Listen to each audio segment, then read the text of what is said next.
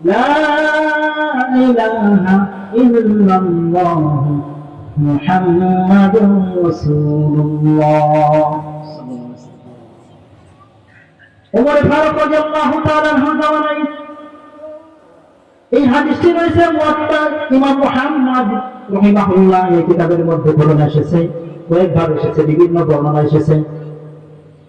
একবার হযরত ওমর ফারুক রাদিয়াল্লাহু তাআলা আনহু শব্দ বর্ণনা করেছেন আবু শামা রাদিয়াল্লাহু তাআলা আনহু কেমন বর্ণনা করেছিলেন যে মত আমাদের দেশে বেশি নেশা আসে, বেশি সাকরাম, বেশি নেশা আসে এমন কোনো মত ছিল না। আরবের একটি মত ছিল, আরবের মত ছিল নাবিজের কামার বলা হয়, নাবিজের কামার যদি দীর্ঘক্ষণ রাখা হতো এটা নেশা চলে আসতো, সেই মত তিনি পান করেছিলেন। হযরত ওমর ফারুকের ছেলে আবু শামা রাদিয়াল্লাহু তাআলা শয়তানি ধোঁকায় তিনি পান করেছিলেন। নাবিজের কামার বলা হয় তোদের মধ্যে শুকনা খুরমা খেজুরগুলিকে সারা রাত ভিজিয়ে পরের দিন এবং 2 দিন পর যদি পান করতো সেটার ভিতরে সাকরাম আসতো, নেশা আসতো। আর নাবিজের কামার যেটা আছে রাতের বেলা খেজুর ভিজিয়ে পরের দিন সকালে যদি দুধ এটা পান করতো অনেক মিষ্টি লাগতো, এটা মদ না, 2-4 দিন রাখলে এটা মদে পরিণত হয়ে যেত, এটার ভিতরে নেশা আসতো। ওমর ফারুক রাদিয়াল্লাহু তাআলা আনহু ছেলে আবু শামা রাদিয়াল্লাহু তাআলা আনহু উনি সেটা একটু নেশা জাতীয় করে তিনি পান করেছিলেন। তো মুয়াত্তা মুহাম্মদ রাহিমাহুল্লাহ কিতাবের মধ্যে এসেছে এই ঘটনা পাওয়ার পর আমর ইবনে আস রাদিয়াল্লাহু তাআলা আনহু তিনি তাকে 80টি বেত্রাঘাত করেছিলেন। এই সংবাদ যখন হযরত ওমরের কাছে যায়, যাওয়ার পর উনি তো প্রধানমন্ত্রী ছিলেন, অর্ধজাহানের বাদশা ছিলেন, উনি বলেন যে এটা হবে না, তিনি যে মদ পান করেছেন এর শাস্তি হবে প্রকাশ্যে জনগণের সামনে, লাখ লাখ মানুষের সামনে শাস্তি দেওয়া হবে, যাতে করে এই শাস্তি থেকে সমস্ত মদের সমস্ত মদ পান বন্ধ করে। জিনা বিচারের শাস্তি হবে প্রকাশ্যে, শাস্তি হয়ে যত জিনা বিচার করেওয়ালা আছে সবাই বন্ধ হয়ে যাবে। তুমি যেহেতু আমার ছেলেকে শাস্তি দিয়েছো গোপনে, ওকে যে শাস্তি হবে না, আমি নিজের হাতে শাস্তি দিব। দেখেন প্রধানমন্ত্রী ছিলেন, এই বাংলাদেশের মতো প্রধানমন্ত্রী ছিলেন না, উনি অর্ধজাহানের প্রধানমন্ত্রী ছিলেন, তার ছেলেকে 80টি বেত্রাঘাত করার পর তার তৃপ্তি হচ্ছে না। কেমন প্রধানমন্ত্রী ছিলেন, কেমন তাকওয়া পরহেজগারি তাদের মধ্যে ছিল। হযরত ওমর ফারুক রাদিয়াল্লাহু তাআলা আনহু কেমন ছিলেন আল্লাহর হাবিব সাল্লাল্লাহু আলাইহি ওয়াসাল্লাম বলেন قال رسول الله صلى الله عليه وسلم لو كان بعدي نبي لكان عمر। আল্লাহ হাবিব বলেন আমার পরে যদি কেউ নবী হয়তো, আমার পরে যদি আল্লাহ তাআলা কাউকে নবী বানাইতেন তাহলে হযরত ওমরকে নবী বানাইতেন। সুবহানাল্লাহ বলেন। আল্লাহ হাবিব বলেন আমার পরে যদি কেউ নবী হইতে তাহলে ওমরকে আল্লাহ তাআলা নবী বানাইতেন। যেহেতু নবী রাই আসবে না, ওমর নবী হতে পারে না। হযরত ওমর রাদিয়াল্লাহু তাআলা সন্তানকে বেঁধে ফেললেন, আবু শামাকে বেঁধে ফেললেন, এবার শাস্তি দিবেন। সাহাবায়ে কেরাম আশ্চর্য হয়ে গেলেন, আবু শামাকে খলিফাতুল মুসলিমিন এবার শাস্তি দিবেন। সমস্ত মানুষকে তিনি ডাকলেন, জমায়েত করলেন, বিশাল বড় সমাবেশের মধ্যে আবু শামাকে উপস্থিত করা হলো, জান্নাতকে ডাকা হলো, আল্লাহ তাআলার বিধান হলো, রাসূলের বিধান হলো, শরীয়তের বিধান হলো, যে ব্যক্তি মদ পান করবে তাকে 80টি বেত্রাঘাত করতে হবে। এইবার জান্নাত হাতে বেত্রাঘাত দুর্গা খুলে দেওয়া হলো, পেট খুলে দেওয়া হলো, বলা হলো তুমি তাকে আঘাত করতে থাকো, 80টি বেত্রাঘাত করো, তোমার যত শরীরে শক্তি আছে সমস্ত শক্তি প্রয়োগ করে আবু শামাকে তুমি আঘাত করতে থাকো। জান্নাত 1, 2, 3টা যখন বাড়ি মেরেছে, হযরত ওমর ফারুক রাদিয়াল্লাহু তাআলা আনহু সিংহাসন থেকে দাঁড়িয়ে গেছেন, বন্ধনে জান্নাতে বিকাশ এই সত্যটার উপর আল্লাহর নামে কসম করে বলো, তুমি যে আমার সন্তানকে বেত্রাঘাত করেছো, 3টি বেত দিয়ে আঘাত করেছো, তুমি তোমার সমস্ত শক্তি তুমি প্রয়োগ করো না, কথা বলো ঠিক কিনা? জান্নাত বলে হ্যাঁ হ্যাঁ আমি এই জন্যই করি না, আপনি তো খলিফাতুল মুসলিমিন, আপনার সামনে আমার সমস্ত শক্তি দেখে মেরে আমার হাতে তো শক্তি আসতেছে না। খলিফাতুল মুসলিমিন বলল তুমি বসো, এই শাস্তি দিয়ে হবে না, আমি নিজের হাতে তাকে পিটাবো। খলিফাতুল মুসলিমিন হযরত ওমর রাদিয়াল্লাহু তাআলা আনহু নিজের হাতে বেত নিলেন, বেত নিয়ে এক পর্যায়ে সন্তানকে তিনি আঘাত করা শুরু করলেন। আবু শামা নিজের কলিজার টুকরা সন্তানকে বেত্রাঘাত করতেছিলেন, বেত দিয়ে আঘাত করতে করতে এক পর্যায়ে যখন 30টা বেত্রাঘাত করা হলো, করার সঙ্গে সঙ্গে আবু শামা মাটিতে পড়ে গেলেন, ধরে পড়ে গেলেন। সাহাবায়ে কেরাম বললেন আমিরুল মুমিনিন আর মারিয়েন না, আর পিটায়েন না, আর বেত্রাঘাত করিয়েন না, আবু শামা মরদেন হয়ে গেছে, আর তাকে পিটায়েন না। হযরত ওমর রাদিয়াল্লাহু তাআলা আনহু চোখ দিয়ে দরদর করে পানি পড়ছে, তিনি তার চেয়ারে বসে গেলেন। বসার পর সাহাবায়ে কেরামকে বললেন এক গ্লাস পানি নিয়ে আসুন। সকলে চিন্তা করলেন ছেলেকে মরতে মরতে অজ্ঞান করে ফেলেছেন, এক গ্লাস পানি খেয়ে সম্ভবত সন্তানকে হুঁশ ফেরাবেন, হুঁশ করবেন, এই জন্য সম্ভবত তিনি পানি চেয়েছে। মুহতারাম হাজির, কথাগুলো লক্ষ্য করবেন কি পরিমাণ আল্লাহ তাআলা তাকওয়া হয়েছিল, যার কারণে একজন বাদশা তার সন্তানকে পিটাচ্ছেন।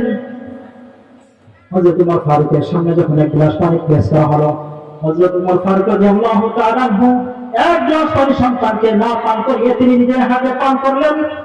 অবশিষ্ট পানি সন্তানের মুখে ছিটিয়ে দেওয়ার সাথে সাথে সন্তান জ্ঞান হুঁশ ফিরল, অজ্ঞান থেকে হুঁশ হয়ে গেল। হযরত উমর বললেন, শোনো, এক গ্লাস পানি আমার সন্তানকে পান করানোর জন্য আমি চাই নাই, আমি মাকে মাকে ক্লান্ত হয়ে গেছে, শরীর দুর্বল হয়ে গেছে।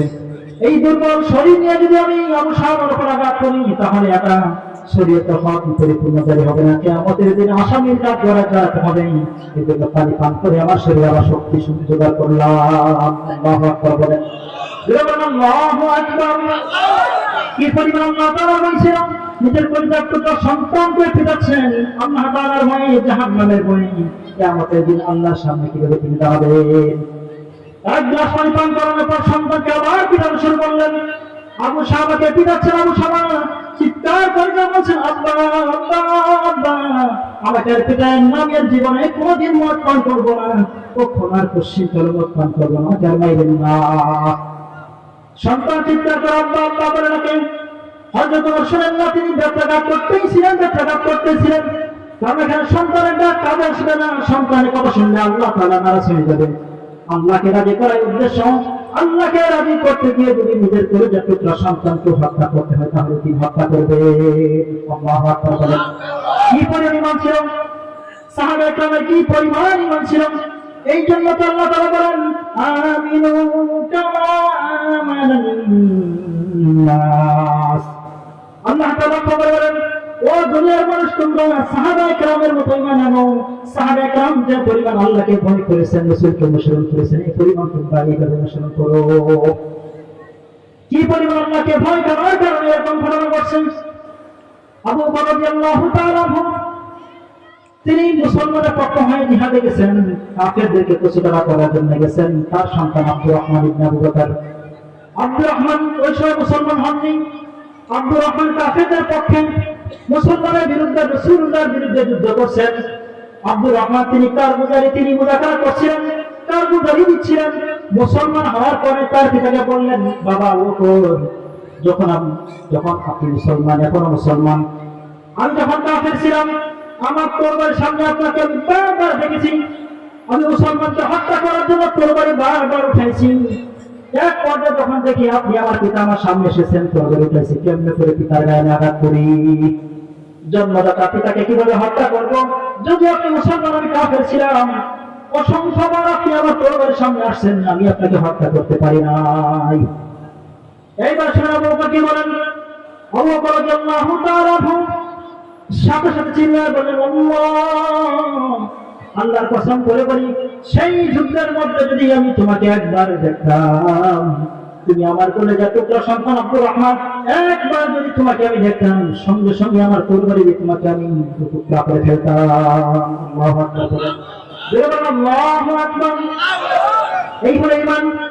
আমিনু কামা আমানান নাস। আমরা ঈমান আনো, সাহাবায়ে কেরাম ঈমানের মতো ঈমান আনো। সাহাবীরা একটা চিৎকার করেছিলেন কুরবানি করার পর। আল্লাহ রাব্বুল আলামিন সন্তুষ্ট হয়ে কোরআনে কারীম আয়াত অসংখ্য জায়গায় নাযিল করেছেন, রাদিয়াল্লাহু আনহুম ওয়া রাদু আনহু। আল্লাহ তাআলা সাহাবায়ে কেরামের সন্তুষ্ট হয়ে গেছেন, সাহাবায়ে কেরাম আল্লাহর উপর সন্তুষ্ট হয়ে গেছেন। এইবার ওমর ফারুক রাদিয়াল্লাহু তাআলা আনহু সন্তানকে পিটাচ্ছেন, পিটাতে এক পর্যায়ে যখন 70টি ব্যথাঘাত করে ফেলেছেন, আবু শামা আব্বা আব্বা বলতে বলতে মাটিতে ধরে পড়ে গেছেন। সাহাবায়ে কেরাম চিৎকার দিয়ে বললেন, আমিরুল মুমিনিন, আমিরুল মুমিনিন, আর পিটায়েন না, আর ব্যথাঘাত করেন না, আপনার আবু শামা দুনিয়াতে নাই, তিনি মারা গেছে। আবু শামা 70টি ব্যথাঘাত খাওয়ার পর মাটির ধরে তিনি নিঃশ্বাস ত্যাগ করেছেন। হযরত ওমর ফারুক রাদিয়াল্লাহু তাআলা আনহু প্রধানমন্ত্রী, যিনি যখন দেখলেন তার সন্তান নিঃশ্বাস বন্ধ করে ফেলেছে, সন্তান ব্যথাঘাতে মারা গেছে, কলিজার টুকরা সন্তানকে নিজ হাতে পিটাইতে পিটাইতে তিনি শহীদ করে ফেলেছেন। আবু বকর হযরত ওমর রাদিয়াল্লাহু তাআলা সন্তানের কপালে আবু শামার কপালে চুমু খেলেন। চুমু খেয়ে বললেন, বাপজান, আমার বাপজান, তোমাকে আমি শরীয়তের শাস্তি প্রয়োগ করতে গিয়ে তোমাকে আমি শহীদ করে ফেলেছি, তুমি কোনো মনে কষ্ট নিও না। এটা তো আল্লাহ তাআলার বিধান ছিল, আল্লাহ তাআলার বিধান আমি কার্যকর করতে গিয়ে তোমাকে আমি শহীদ করে ফেলেছি। এই জন্য আমি দোয়া করি আল্লাহ রাব্বুল আলামিন তোমাকে শহীদের মর্যাদা দিয়ে দিবে। সুবহানাল্লাহ বলেন। এবার সর্বশেষ শহীদ হয়ে গেলেন, পিতার হাতে শহীদ হয়ে গেলেন, আল্লাহর ভয়ে নিজের সন্তানকে শহীদ করে ফেললেন। সাহাবা একরামকে বললেন, তাড়াতাড়ি কবর খনন করো, আমার আম্মু শামাকে আমি নিজে হাতে গোসল দেব, আমার পরিত্যক্ত সন্তানকে নিজে হাতে গোসল দেব, নিজে হাতে গোসল দিয়ে তার কবরে আমার জানাজা পড়ব। এই গোসলের দায়িত্ব আমি আমার সন্তানকে আমি করাবো, আর কেউ আমার সামনে যেতে পারবে না। তার কারণ কি? কারণ যে পরিমাণ পিটানো হয়েছে, 70টি যাত্রাটা করার কারণে পোশাক ছিঁড়ে গিয়ে চামড়া ভেদ করে রক্ত বের হয়ে গেছে। যদি পুরোটিতে লাশ ধোয়াইতে যায়, হযরত উমরের উপর মন্তব্য চলে আসবে, পুরানের উপর মন্তব্য চলে আসবে। কি মন্তব্য আসবে? যে যখন দেখবো পুরো শরীর খান খান হয়ে গেছে, পুরো শরীর চিড়ে গেছে, রক্তে ফেটে গেছে, তখন খারাপ ধারণা চলে আসবে যে হযরত উমর কতটা নিষ্ঠুর, সন্তানকে ফেটেছে। তখন কোরআনের উপর তার একটা আত্মবিশ্বাস চলে যাবে। এই জন্য হযরত উমর বলছেন, কেউ গোসল দিতে পারবে না, আমি গোসল দিব। হযরত ওমর ফারুক রাদিয়াল্লাহু তাআলা সন্তানকে নিজেই গোসল দিলেন। গোসল দেওয়ার পর সন্তানকে জানাজা পড়াবেন, খাটিয়ায় লাশ উঠাইছেন। এবার সন্তানকে গোসল দেওয়ার পর জানাজা করার জন্য নির্দিষ্ট সময়ে তিনি চলে আসবেন। সাহাবায়ে কেরাম কাতারবন্দি হয়ে দাঁড়িয়ে গেছেন। এখন আমিরুল মুমিনিন হযরত ওমর আসতেছেন, জানাজা কোন সময় পড়াবেন, এখনো তিনি আসতেছেন না। অনেক লেট হওয়ার পর আমিরুল মুমিনিন যখন আসলেন, সাহাবায়ে কেরাম প্রশ্ন করলেন, আমিরুল মুমিনিন আপনি দেরি করলেন কেন? জানাজার সময় তো পার হয়ে যাচ্ছে, প্রায় আমরা কাতারবন্দি হয়ে দাঁড়িয়ে গেছি, এখনো কেন দেরি করলেন? হযরত ওমর বললেন, শোনো, আমার সন্তানকে ব্যথা করতে করতে আমার শরীর ঘেমে গিয়ে জামাটা ময়লাযুক্ত হয়ে গেছে, দুর্গন্ধ হয়ে গেছে, আমার তার কোনো জামা নাই। এই জন্য জামাটাকে যৌত করতে গিয়ে জামা শুকাইতে গিয়ে দেরি হয়েছে, এই জন্য আসলে আমার দেরি হয়ে গেছে। আল্লাহু আকবার বলেন, আল্লাহু আকবার বলেন। ওয়াদাহারের খলিফা হওয়ার পরে একটা জামা তিনি ব্যবহার করতেন, তারিযুক্ত জামা ছিল। কেন তিনি তারিযুক্ত জামা ব্যবহার করতেন? ওমর রাদিয়াল্লাহু তাআলা বারবার যেটা বলতেন, ওমর ওয়াদাহারের বাদশা হয়েছেন, সারা পৃথিবীর অর্ধেক পৃথিবীর রাজত্ব তুমি শাসন করছো, সারা পৃথিবীর রাজত্ব তুমি পরিচালনা করছো। তুমি যদি সুন্দর সুন্দর জামা পরিধান করো, আর কিয়ামতের দিন আল্লাহ যদি বলে, ওমর তোমাকে ওয়াদাহারের বাদশা বানিয়েছিলাম, তুমি সুন্দর সুন্দর জামা পরিধান করেছো, তুমি তো জনগণের হক মেরে খেয়েছো, আরে আল্লাহর সামনে কি জবাব দেব? এই বলে ওমর একটা জামাই তিনি ব্যবহার করতেন, যেন কিয়ামতের দিন আসামির কাঠগড়াই না দাঁড়াইতে হতো। আল্লাহু আকবার বলেন। আপনারা কি বুঝতেছেন কথাটা? বুঝতেছেন? এই জন্য আল্লাহ তাআলা বলেন, ইয়া আইয়ুহাল্লাযীনা আমানুত্তাকুল্লাহা হাক্কা তুকাতিহ, হে ঈমানদারগণ, তোমরা আমি আল্লাহকে ভয় করার মতো ভয় করো। আল্লাহকে ভয় করার মতো ভয় করলে সাহাবায়ে কেরামের মতো ভয় করতে হবে। কেমন ভয় করেছেন? ওমর ফারুক রাদিয়াল্লাহু তাআলা মারা যাওয়ার পর এই ছোট্ট দৃষ্টান্তের মধ্যে বুঝতে পারবেন, বেশি ওয়াজ করা লাগবে না, সুন্দর একটি ছোট্ট একটি দৃষ্টান্তের মধ্যে বুঝতে পারবেন কি পরিমাণ আল্লাহকে ভয় করেছিলেন। আমরা দায়িত্ব পাওয়ার পর কি পরিমাণ ভয় করা দরকার এখানে বুঝতে পারবেন। হযরত ওমর ইন্তেকাল করেছেন, ইন্তেকাল করার পর 22 বছর পর একজন সাহাবী তাকে স্বপ্ন যুগে দেখলেন। হযরত ওমর ইন্তেকাল করেছেন, স্বপ্ন যুগে দেখলেন হযরত ওমর দৌড়ে দৌড়ে কোথায় জেনে যাচ্ছেন, চুলগুলো খুশক অবস্থায় হযরত ওমর পেরেশান হয়ে দৌড়াচ্ছেন।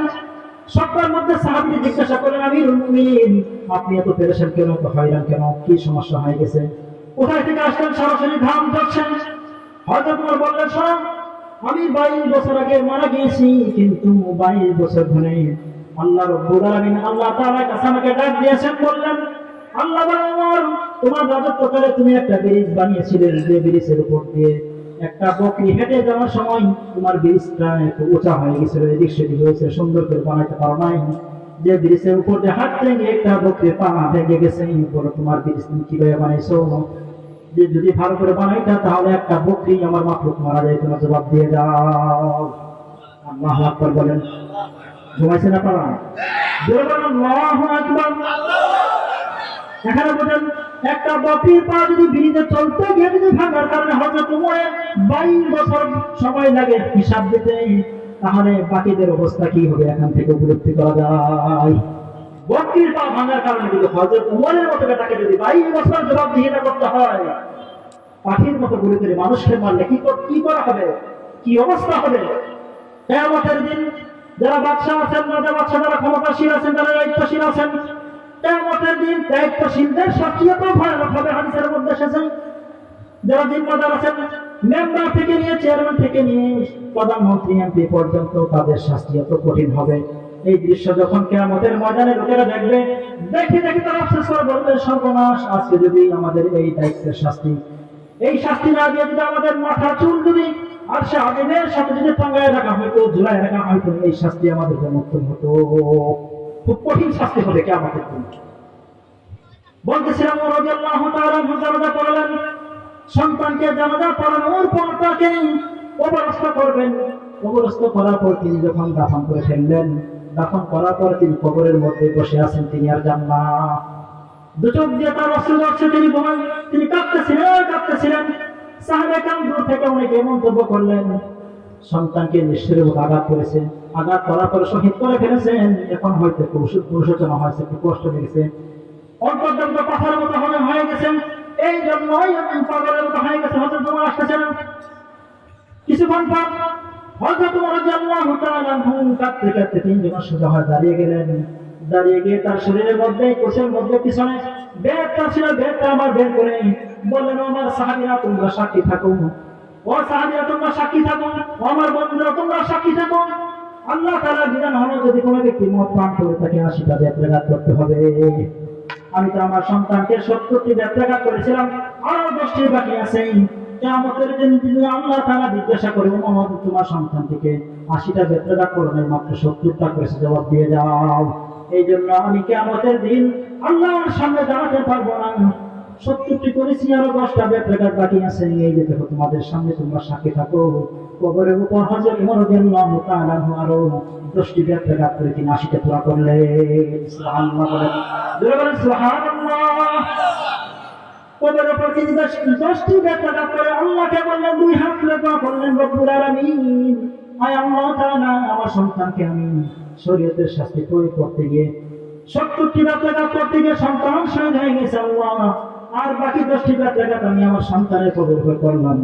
রব্বুল আলামিন আমার সন্তানের সমস্ত গুনাহগুলোকে মাফ করে দিয়ে সন্তানকে জান্নাতুল ফিরদাউসের মালিক বানায়া দে। সুবহানাল্লাহ। হযরত ওমর এইভাবে দোয়া করতেছিলেন। আর আল্লাহ তাআলা কোরআনের মধ্যে বলেন, ওয়ালিমান খাফা মাকামা রাব্বিহি জান্নাতান,